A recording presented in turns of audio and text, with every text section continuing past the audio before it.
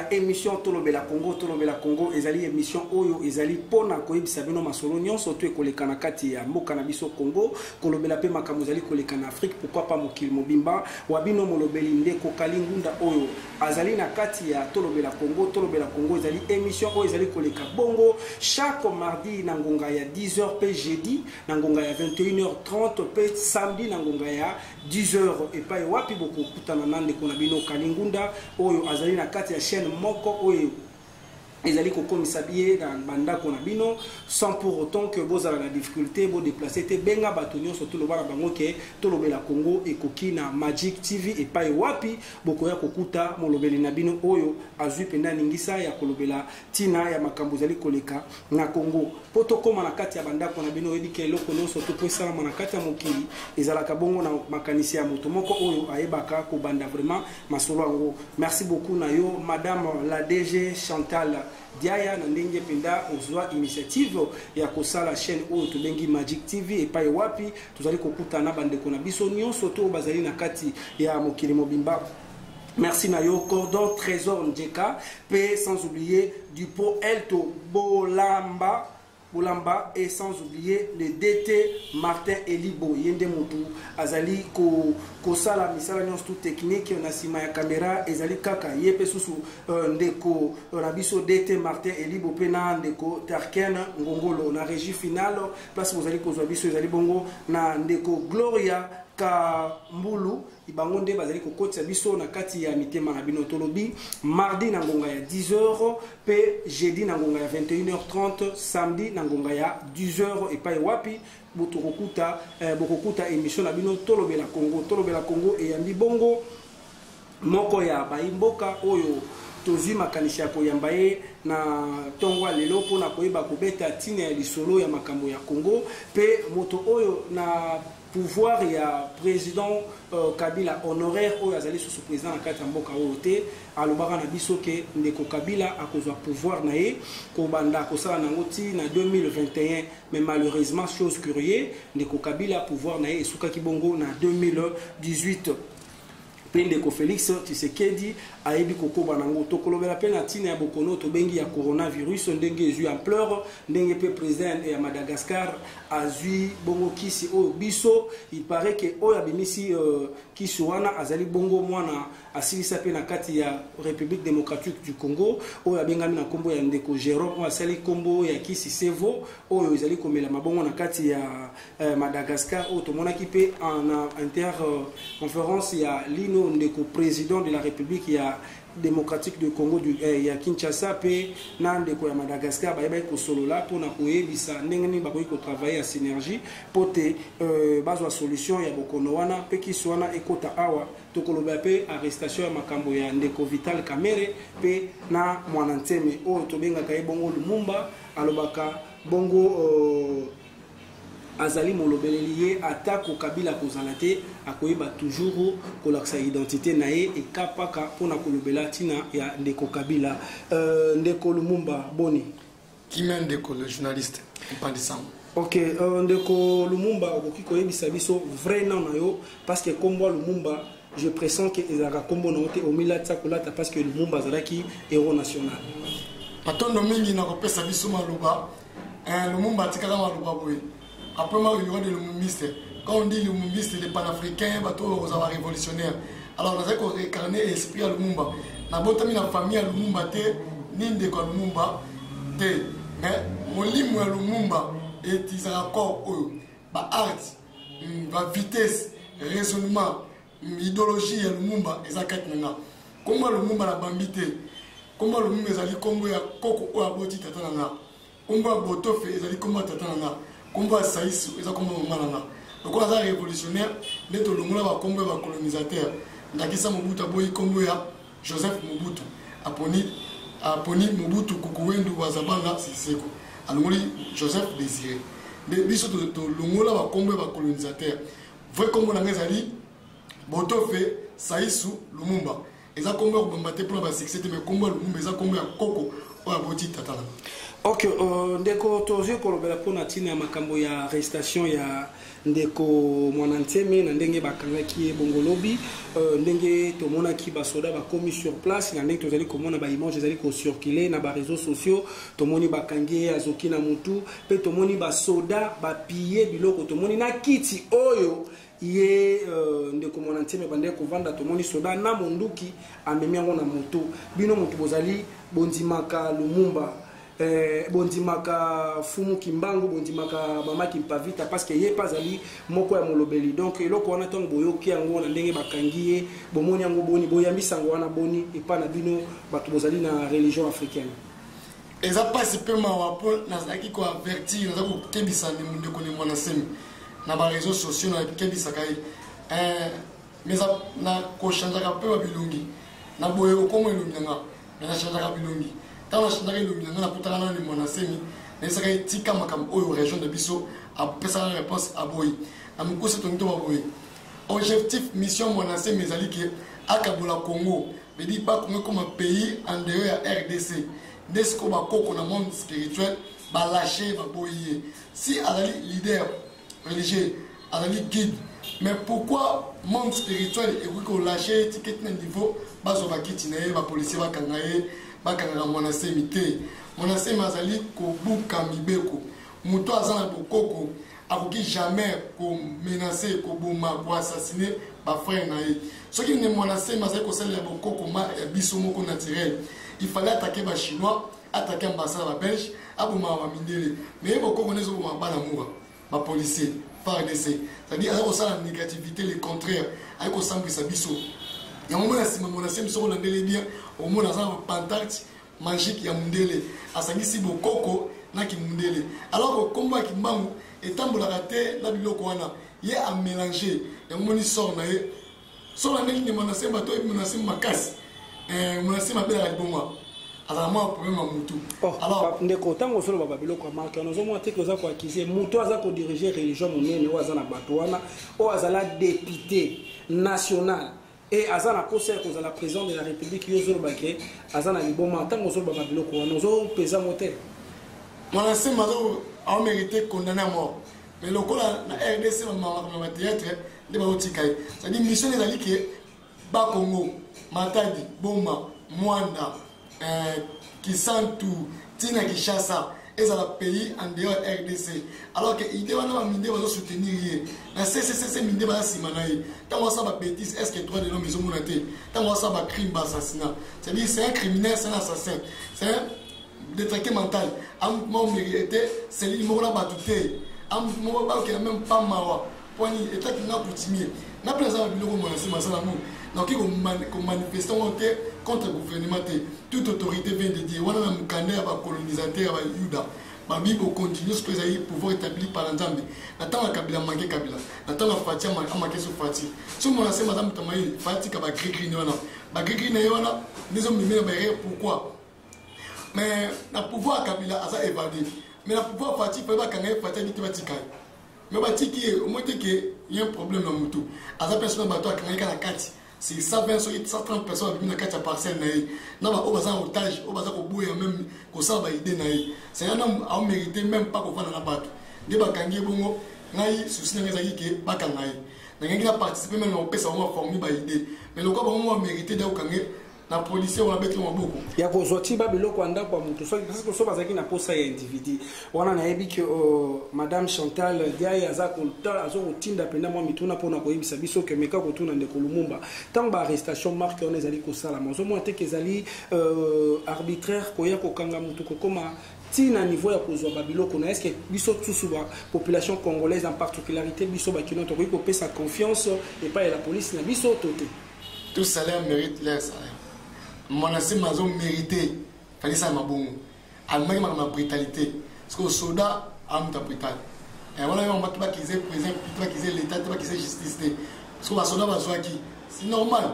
Pour l'engager à mériter, pour le temps où on a pas quand on libère la chaîne, et tu as misé mon bateau à la qui, un voyou, un bandit, mon voyou, abandonné au sable, on va jouer à Kim, au Kabola, par le Bakati, par Katangina, le Machipuna.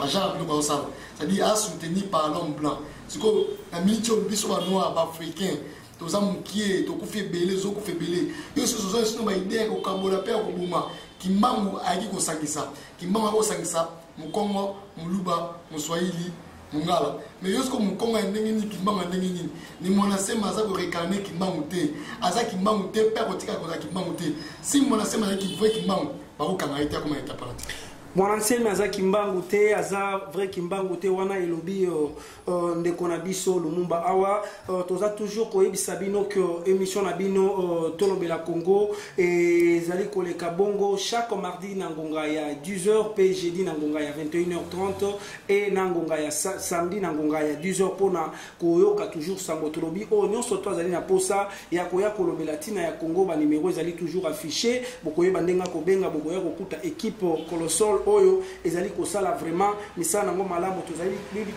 bino bandeko bozali libanda ya mboka o bozali toujours kokoma na association de bana barumbu. Là je dis merci na président Patrick Menso pe na président Bavu na Buffalo na New York na États-Unis.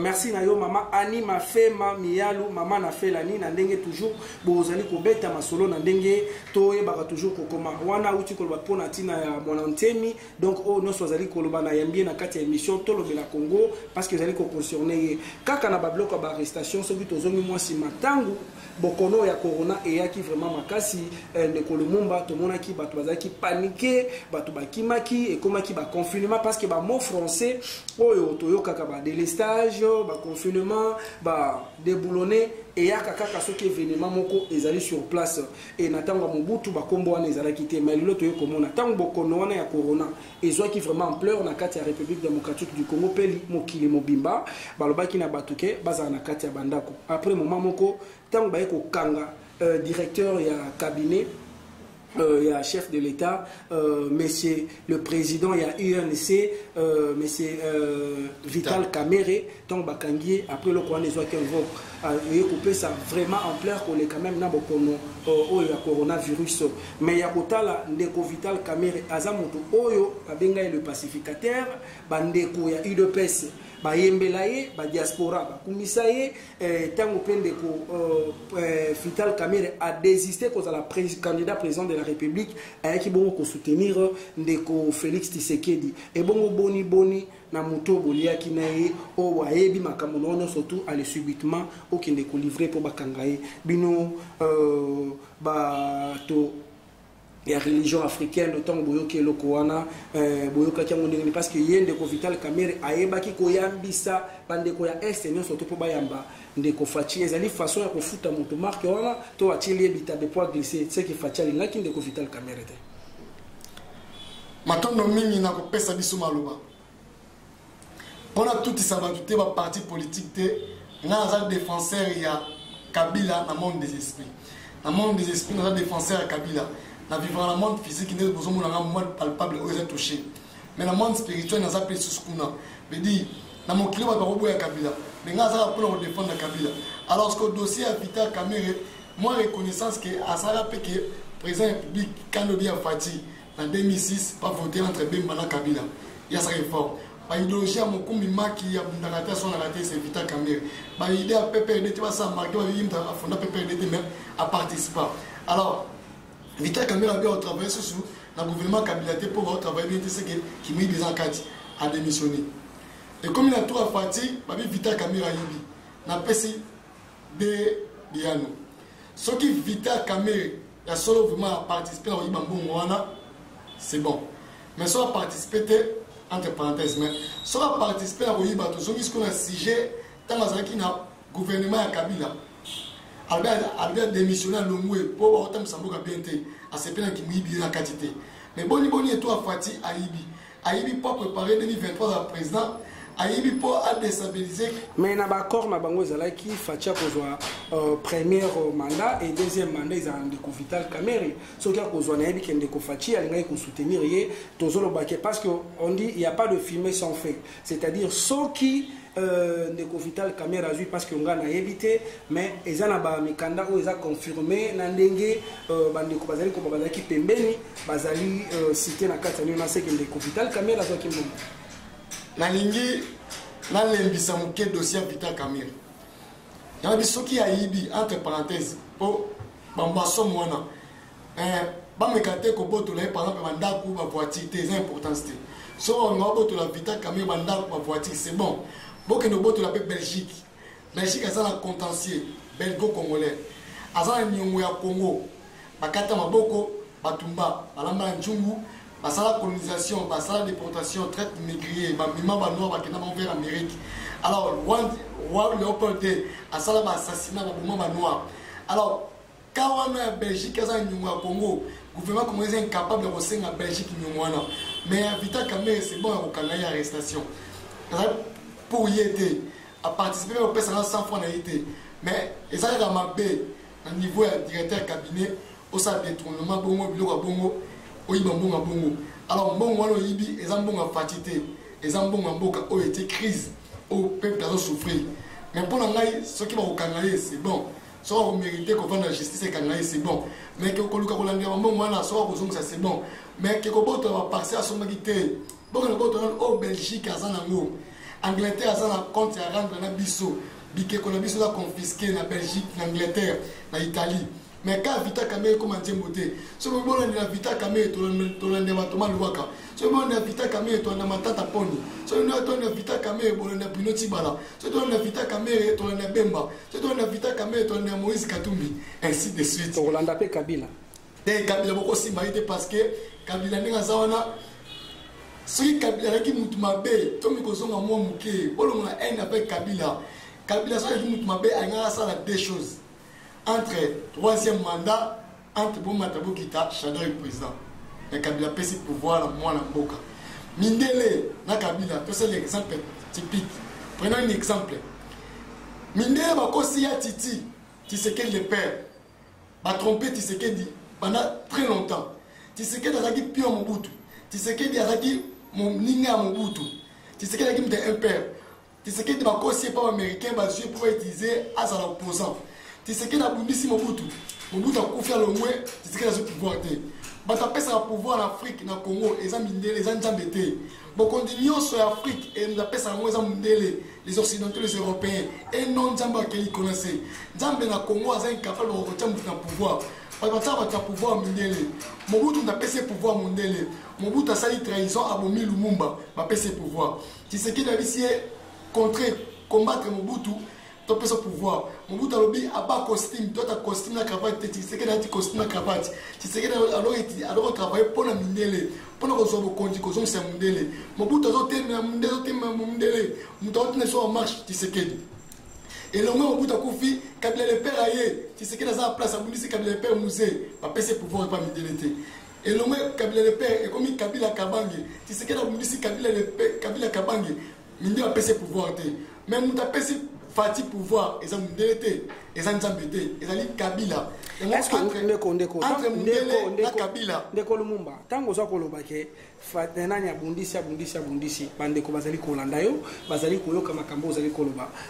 Bandeko tozoloba ke tozolobela Congo, tozali vraiment Ndeko Lumumba makambo bazali koloba, azalaka déterminé, azalaka convaincu na babiloko azoloba, to éviter pourquoi soki assiégé na batona po azali parce que ya kotala mbula na ye akoki ya msusu avec ata expérience ya babiloko azoloba te. Mais tango azwa kolobango nayebi ke bayimboka bozali kolanda tolobela Congo émission na bino o ezali na kati ya Magic TV et pas wapi tozali kobeta basolo ndeko tango zali kobeta biloko wana mindele parce que ya kolanda maloba oyo de fin Tshisekedi que son âme repose en paix abandaki kotelemela mindele kolinga te que mindele bazwa pouvoir pe bandeko koloba pe souci nezalaki le peuple d'abord. Est-ce que bato wana bandeko utiliser to babiloko nini bozolo baka pona ko sepelisa monoko na bino? Ya Titi, Pion et Mindele. Ils sont au courant. Avec Pion et Mindele, c'est ce qu'on appelle les impérialistes. Fati a région de Tshisekedi. Fati a joué Elongi à Titi. Mais Molima Félix Tshisekedi et Zaya Tshisekedi. Moutazuma Tshisekedi Mouké Jamal Kaboun. Mais Tshisekedi n'est pas Fati a la réincarnation Tshisekedi Zaya Elongi à Tshisekedi le père. Mais Molima est dans la carte de Tshisekedi. En Abassine. Bon, quand il y a un Kabila Sikazali, Fati a eu un Kabila.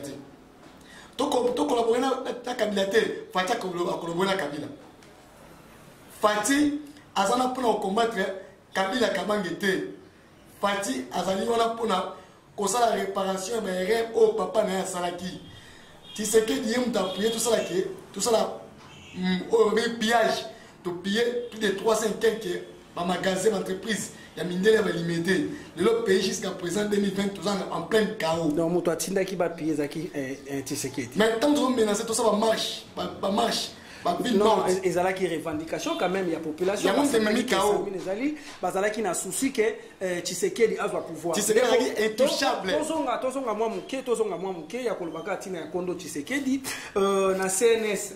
Donc conférence nationale souveraine tango abimisa ki ndeko Tshisekedi président de la République to monaka dollar et shitaka biloko ekitaka parce que to linga to koba na nte to yebi ki ozana tableau moko ozana ngwana ko mekampe ko ya kolimbola biso yebisa biso soki azalaki contre Mobutu azalaki na pouvoir auto baki ke ba américain ba belge ba français mutu ba tchaki mais au ndeko Tshisekedi kondo que son âme repose un peu encore je suis en train de répéter nani balobela ki tina dans le bimaki président premier ministre biloko nyonso ekitaki pourquoi koloba eloko nini ezali kolakisa na miso batuke ndeko Tshisekedi le père ya Titi azalaki contre pouvoir ya en place to azalaki pour na mindele pose au pouvoir pour Mindele va pesa.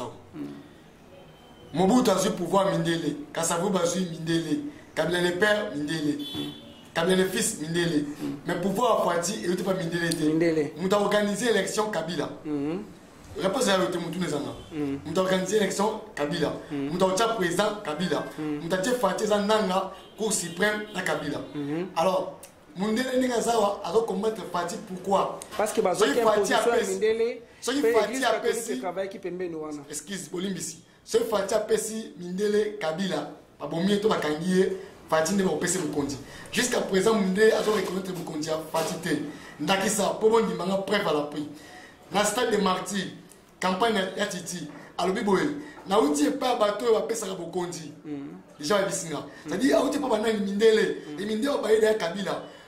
Premier adversaire à Mindele jusqu'à présent dans le monde entier, c'est Kabila. Mouta a créé la 3e guerre mondiale. Cause de la 3e guerre mondiale pour vivre Mito, c'est Kabila Kabangi.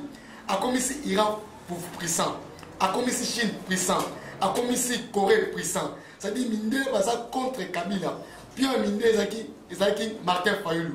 Alors, ce Chadar a mis président, il y a une guerre civile contre Chadar. Pourquoi? Transition sans Kabila. Élection, machine à voter. Nous avons dit machine à voter, Fati. Nous avons facilité Kabila comme en 2021, 2020, c'est Fati. Alors, on s'attend qu'un jour, Fati a Kabila. On s'attend qu'un jour, Kabila Fati a voter. Tous s'attendent à un jour Kabila Fatia Kokanga Kabila, tous s'attendent à que Fatia pour livrer Kabila.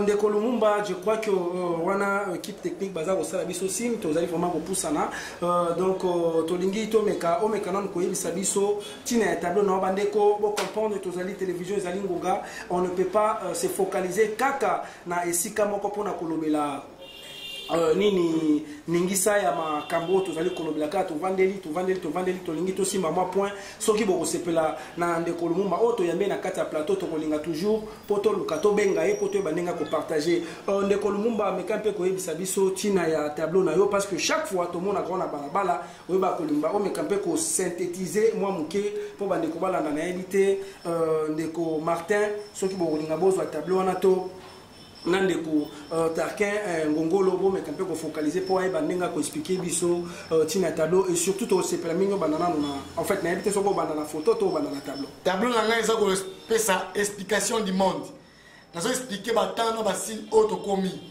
pour le moment on a bien boza distraité tant bakangi ba bakangi ba église et ça déjà délivrance na pesa la prophétie le moment où on a bakangi na frontière ya Congo comment qui nous changer tant comme en 2021 et vous avez fait un règne à Bokonja Mundele c'est en 2012 fin du monde 2012 mokile okufate ne muta okufa mais Bokonja Mundele c'est qui en 2012 Mundele a manifesté en 2021 de la dit à les explications du monde nous avons fait ça entrer ya koya Mundele pe ndenge to osa to sortir il y a sa solution 1491 et ça date oyo Rwandinga Kuvu andimaki baptême balongoli ndinga Kuvu ba commissaire Jean Premier alors à sa trahison à ce baptême nde kibokonzi ya mutu mwinde kweyaki na 1491 oyo eza date ya référence ya histoire soki tozongi na histoire nde tokosan sortir.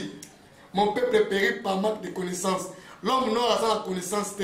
Congolais a la histoire te. Peuple sans histoire. Alors à partir de l'histoire, nous devons s'en sortir. 1491, et ça date oyo. Bokonzi ya mutu mwinde kweyaki. Plus 430 ans. 430 oyo ezali.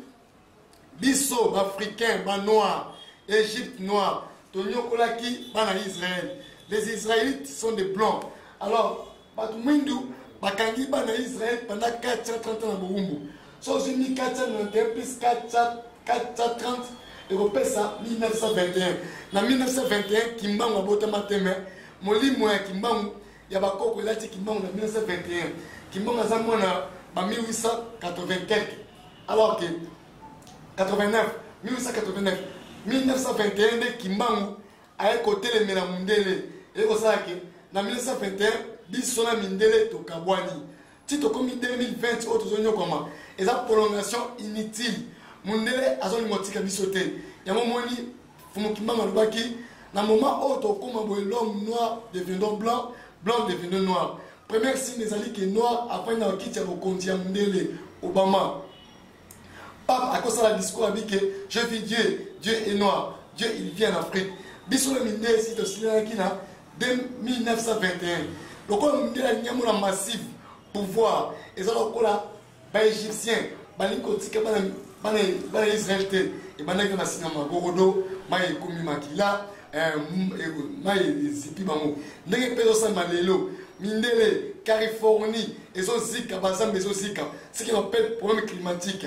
nous avons la immigration clandestin le nord bazo qui vers Italie pas que ne poto de véloterie mais il y a une épidémie de coronavirus est frappée alors que ça que tito comme en 2021 pour mon asco mindele bakokima bakoya vers Afrique devenir le berceau de l'humanité bien qu'au cas à découvrir l'embouchure du fleuve du Congo c'est que Maya Mokimobima et au Takana Congo et mon royaume Congo faut que le royaume Congo parce que Banor et Liboso, invention, civilisation, puissance mondiale, c'était les Égyptiens.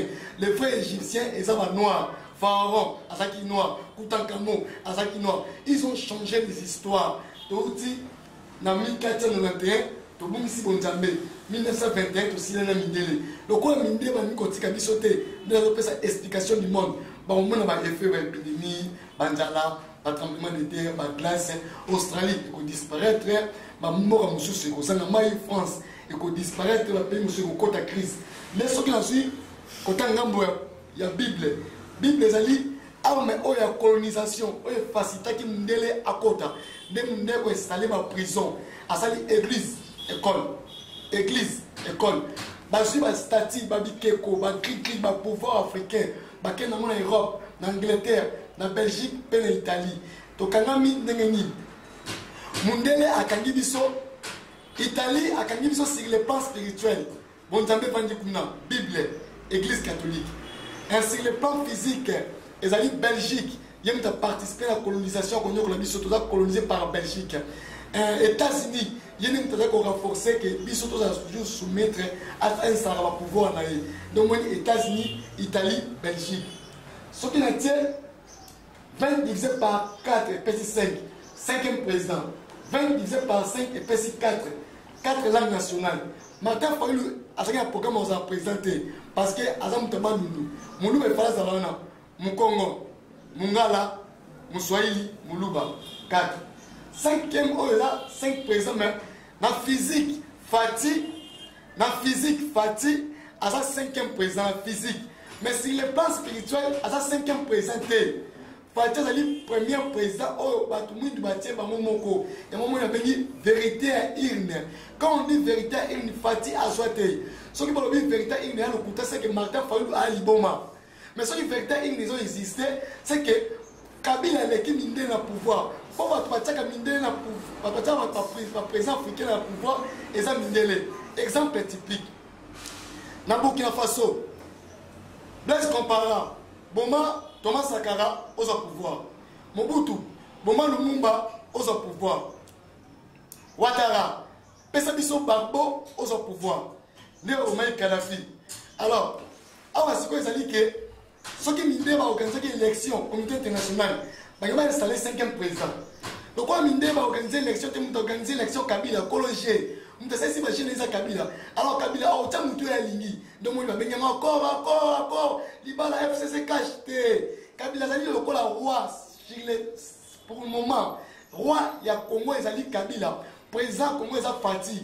Alors parce que mutema pasi Angleterre bazana roi, bazana royaume, Belgique bazana roi, bazana royaume, bala premier ministre, Belgique a premier ministre, Angleterre a premier ministre, bala reine, bala roi. C'est comme biso to zoni sikoyo na royaume Congo. Et on moni mutali boma biso mwana semi, alosa mobulu, ote abosani.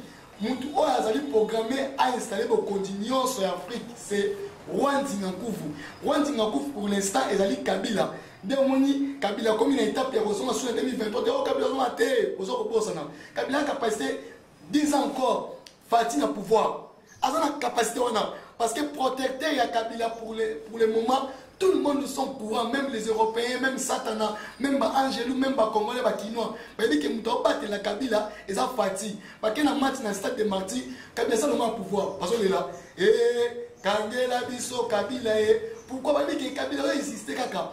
Former les Akini Balé, transition sans Kabila, to CPI. Mais le moins CPI, le moins transition sans Kabila, et c'est une élection, Fatia aussi dans les néants. Cours c'est qui Chadari, non Martin Fayulu. Au cas Chadari, le président, guerre civile, les côtés américains, Kabila, allez, Makaboli Congo. Nations Unies, aide humanitaire, mais laissez sans frontières. Mundele a s'attendre à la carte au hôtel. Si maman a fait le président, ils ont compliqué bon série. Fatia la 5e président, Fatia le premier président il y a Congo. Pouvoir restaurer la 4 présidents. Ce qui est sur le plan physique. Sur le plan physique. Bemba Moutazouaki, première élection. Idée élection, ils ont beaucoup de idée élection, Zali Bakinote. Idée élection, Zali Kabila. Moutapé, c'est idée élection au Congo, Kabila. Kabila la Bemba Moutazouaki, Bemba. Kabila l'équipe président. Pendant l'équipe Kabila, Mindeli. Tu sais qu'il est père. Une élection, on a Kabila. Nazouaki, il y a Titi. Pendant que Kabila pouvoir, Mindeli. Tout le monde est fort, qu'on soutenir Bemba, Kabila, dans le moment où Bemba Zouaki, Mindeli. Mindele parce qu'il a intérêt Nicolas Kabila. Alors que Kabila balou que Mindele a que vers les autres, les asiatiques, les chinois. De Monique Mindele basili que Kabila pour le nini. Kabila pèse ma matière où est comme si Iran puissant et comme si Chine puissant. Le nom Kabila zali au terre la 3e guerre mondiale où est au Komona. États-Unis par hôtel mais pas Iran. Chine par hôtel mais États-Unis. Corée, Syrie, Russie, les États-Unis. Nous sommes maintenant vers la 3e guerre mondiale, ce qu'on appelle explication du monde. Bakinois, Congolais, Makasi, pour moi, Congo passe à Congo, ça Kabila, passe à Congo, ça dit que manque de histoire. Ceux qui sont en 1492, pour nous, au continent, ici, les Aïki Kaka porte encore. Tant qu'on dit christianisme, tu as mis sur le col à mon conduit, mon yébi, père, on a mis sur le monde à mon histoire, il m'a dit diamant. Olobi, tu as mis sur le col là. Moïbi a facilité pont à partir je m'excuse au bout ça m'a parce que non parce que l'émission est en ngane mnazo diriger quand ozolo baké au monde nzambe Jésus aza moyibi tu sais pas que oza ko se blasphémer Jésus aza pont ceux qui croient à la religion et Jésus tu dois quand même parler ezaleli omoni eloko moko typique na yebi kana zoti kelo bande ko moni ndenge ndeko lumba bazali ko expliquer pona makambo ya tableau na wana zali nango parce que tozaki intéressé na ye pourquoi parce que alobaki ke ndeko Joseph Kabila lokola azwaki kibokondi na ye na 2001 ti akokoma nango 2021 alors tozaki surpris en 2018 et puis watu ndeko Kabila pouvoir netikala kele ko zo pas lobike muto incarné pouvoir na ye o azali kati na ye ezaye albike Congo za lokola royaume Kabila aza lokola roi Nzingankuvu po aye baninga ko diriger pesi par exemple il y a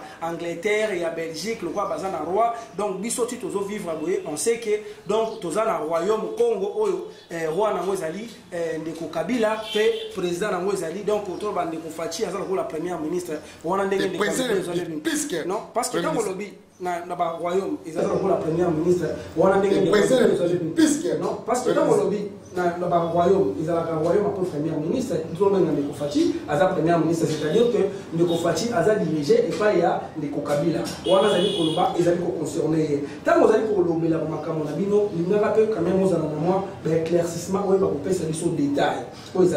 Il y a Koloba, ceux qui ont roi en Congo, on sait que Ndeko Fachi, Azali, chrétien, il y a église, il y a Combo ya église naïpenne Philadelphie et pas Iwapi tant on qui président de la République place parce qu'il est ensemble les églises c'est-à-dire que Ndeko Fachi président de la République démocratique du Congo ayamba Jésus comme Seigneur et Sauveur tant on yobolobaké Yesu aza moyibi monte que Yesu na mukasali pour Ndeko Fachi azoa pouvoir les monasemi amake Kabila les monasemi amake Fati tinga nazo makele de boulana kata Congo naza boketute so telemi makonza mboka même Bible ça contre moi naza contre Fati te nazali défenseur ya Kabila alors Kabila zali ninga ya Fati c'est que naza apprendre au défendre Fati Fati nazo tombola ye dans la Bible à 5e président c'est le premier président Fati azwate bami Martin Fayulu azwa Kabila azwate bemba azwa Tshisekedi nous azwa Kabila azwi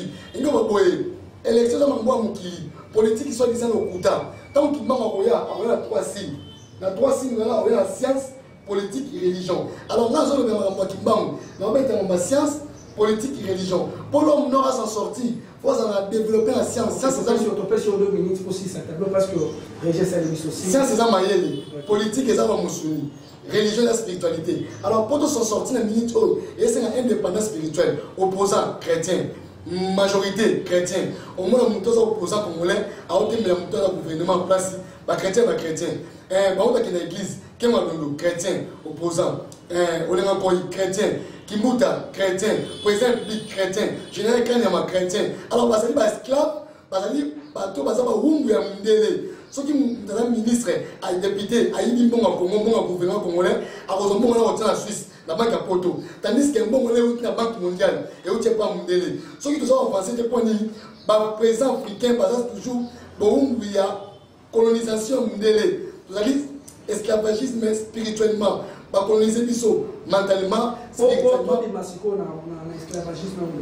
Est-ce que Ndeko Fachi y a même dans biso parce que on a dit photo à la royaume après premier ministre, nous avons Ndeko Fachi as premier ministre, c'est-à-dire que Ndeko Fachi a dirigé et pas il y a Ndeko Kabila. On a dit Koloba et ça dit qu'on concerné. Tant vous allez Koloba la makamona bino, l'ingara peut quand même aux ananamoi, éclaircissement ou ba kopé ça biso détail.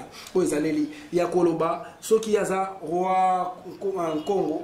On sait que Ndeko Fachi azali chrétien, il y a église Oyo, il y a Combo, il y a église naïpenne Philadelphie et pas Iwapi. Tant qu'on qui président de la République, place Bakende ensemble les églises aux allées, c'est-à-dire que Ndeko Fachi, président de la République, il y a démocratique du Congo, ayamba Jésus comme Seigneur et Sauveur. Tant qu'on y a Golobake, Yesu azamoui, mais monte que Yesu anam pasali que pour Ndeko Fachi azoa pouvoir avoir.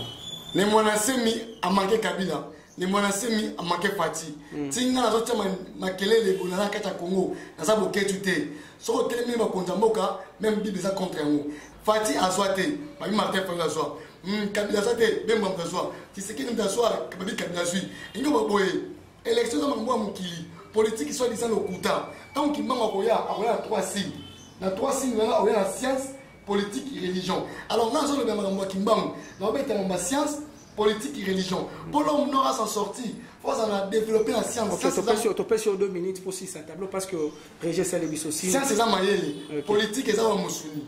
Religion, la spiritualité. Alors, pour s'en sortir, la minute, il y a une indépendance spirituelle. Opposant, chrétien. Majorité, chrétien.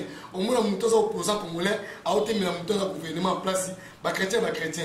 L'église, chrétien, opposant, chrétien, Kimuta, chrétien, président public, chrétien, général Kanyama, chrétien. Alors, vous allez esclave, vous allez tout, vous allez ceux qui sont ministres, les députés, les gouvernement congolais, en Suisse, la banque à Poto. Tandis qu'un bon la banque mondiale, et où tu n'es pas mondial. Ceux qui sont en français, c'est pour le président africain, toujours, il y a colonisation mondiale. Vous allez esclavagisme spirituellement, coloniser biso mentalement, spirituellement. Pour toi, Masiko na esclavagisme au lobby, est-ce que Ndeko Fachi yene mutako bimisa biso parce que olati photo ya président de la République et puis olati na président honoraire. Est-ce que bango ne bako bimisa biso parti azan garant en nation. Alors pour bonga pour moi mitu na bonga parti, ko beba ko nga mitu bonga parti. Ce qui to kani Kabila Afrique mon besoin chèque. Na mitu millionnaire muta mbongo ole to mukili momba. Eza Kabila. Ce qui trompe pas en bon pour moi ça en bon. Mais ce qui richesse c'est Kabila. Alors que neza boye na mitu to lo makanisi ki to kana Kabila te. To kana ba église. To kana ba église quand to kana ba église si ya bo bien. Église fuma maisute parce qu'ils ont tellement kelele. Ba arabe, bazana Allah, bazana religion propre bon Coran. Ba chinois, les indiens bazana bouddhisme. Ba noir bazana religion pe bango. C'est pourquoi biso to se soumettre à la religion au moins noir, maïcaré, rosicrétien, éliminatif, franc-maçonnique, saint des derniers, témoins de Jéhovah, néo-possession de colonisation spirituelle. Ce qui te suit, indépendance spirituelle, Afrique est comme libre. Pour te inventer, il faut te dire la religion là bango. Aux présents africains, partout aux alliés, pour prendre conscience, pas passer Afrique mais les Moutoumi en Argentine, pas Pakimi Vatican, Colonna finit ils ont frappé, Espagne, Italie, États-Unis, France, quand un pays où il y a noir, Sida, ils ont inventé par l'homme blanc. Fleuve rougeonne, ils ont inventé par l'homme noir. Ok, on appelle sur 10 secondes pour aussi ces émissions. 10 secondes parce que on a vraiment écrit 10 secondes. Quand on a dit que de Colomumba, on a posé vraiment un coloba. Donc, ce que tu as là, donc, à ta pour te pomper à régir des eaux et que ça, sur 10 secondes, quand possible, ça peut, on a moment pour une émission tout le Congo. Crise écoute dans le monde, moi, je suis Mokili, j'allais écouter passer Kima. Et pas ces côtés dans le monde. Beaucoup de gens qui sont à l'aise et à la Congo. Alors, bateau bazali banda bazali difficulté. Mindeli ba wele la ba passeport ba visa qui na congolais. Ba chinois ba bout en noir. Maï ko buna mokili. Passe vraiment makasi après coronavirus monsieur Zoya. Les apocalypse, ils ont fait un règne à Mindeli. Ba benga un nouvel ordre mondial, mondialisation. Ba ngi ba diriger monde. N'est pas présent dans le monde. Les mokili ko ningana. Chine a voté les États-Unis, Corée a voté les États-Unis, Iran a voté les États-Unis. Ba président africain la bendi bino matoi. Bo sereni bo sangana bo temia mundele to kanga ba église to kanga ba école ça réforme dernière parole ngezaka ki mindele so bazongi sibike kona bisote ba statut na bisote balinga te mai moto mpepe nzala trouble guerre et ko frapper bango oh to abeta ki deve loterie en 2021 mataba ki taba koma we ba aux États-Unis mais mindele ba okima poto ba okima Europe ba okima Amérique ba en Afrique Congo et aux amboka oyo koyamba monde entier nzala yokota mokimo mame awa nde aux paradis pour paradis awa dernière point ça qui va présent africain pour prendre conscience que tout la relève Afrique jusqu'au temps mindele reine bango c'est sili pouvoir monde sili qui déjà en 2012 2021 Kabila comme le aussi na mnoba bato ko finga pour comprendre que Kabila innocent passe à Congo za mondele passe à Congo za l'homme blanc bozo va passer na bamoté. Ok, merci beaucoup. Merci vraiment, merci Nandeko Lumumba. Koko Lumumba. Donc, on a une photo qui peut vite à aussi citer. Je crois que tu pour expliquer 666, il a commis 666 égale bête égale Trump.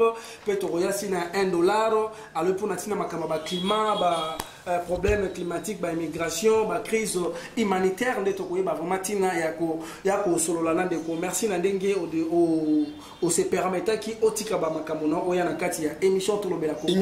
Donc to lobela Congo so kinga na lobeli Congo te nani akolobela Congo. Dans les la pesa biso devise lokola to lobaka je suis tué il est donc na lobi na lobeli Congo yo lobela Congo ye lobela Congo okuna lobela Congo biso banso so ki to lobeli Congo Congo na biso ekokende malamo. Merci Nayo l'unique madame de fer, la femme qui change, la force qui change parce que le roi Babi qui est prêt c'est sa troisième pouvoir. Merci Nayo madame l'ADG Chantal Diaya. Merci Nayo Cordon Trésor Njeka Cordon.